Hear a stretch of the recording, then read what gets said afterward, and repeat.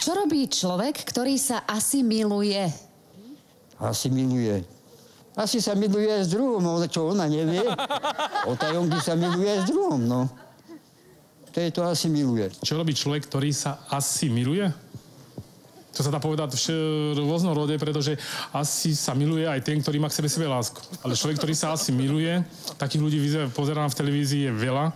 Hlavne, keď sa asi niekto miluje a na ginži sa príliš veľa farbami, potom vyzerá tá žena ako sova. Už sa stráca triezvy pohľad, keď si spraví vlasy, že vyzerá ako keby sa s čertmi kúpala, alebo čo si taký šiša to má Šiško Aladár, však sa to spievalo. To znamená, že keď sa človek asi príliš moc miluje, tak už potom stráca kontrolu nad sebou, už nevie, čo si má na seba hodiť niekedy. Ja sa divím. Ďalej. Čo robí človek, ktorý sa asimiluje?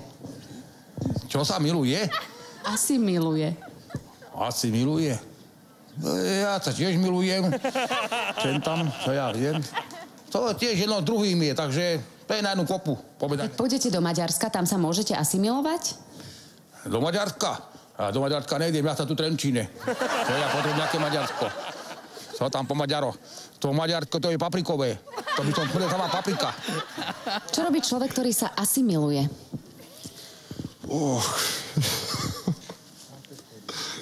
Poradím ti. Môže sa asimilovať v Poľsku, môže sa asimilovať v Maďarsku, ale môže sa asimilovať v Bratislave? Prispôsobiť sa? Prispôsobiť sa?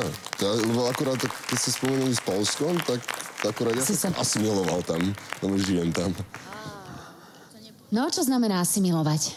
Asimilovať? Asimilovať. Asimilovať, no, že asi niekoho miluje, ale... Nedáva to najavo. Nedáva to najavo, no. Že to tak nepocíti, no. Tak dajme tomu. A kedy sa ty môžeš asimilovať? Najskôr sa spýtam mami a potom. Čo robí človek, ktorý sa asimiluje? Tak asimilovať, tak to už potom nie je taká láska, ako by mala byť. Aká je to láska? Taká pol na pol. To je aká? Bez darčeka, bez, čo ja viem, pozvania na večeru alebo do kina. Čo robí človek, ktorý sa asimiluje? Potí sa.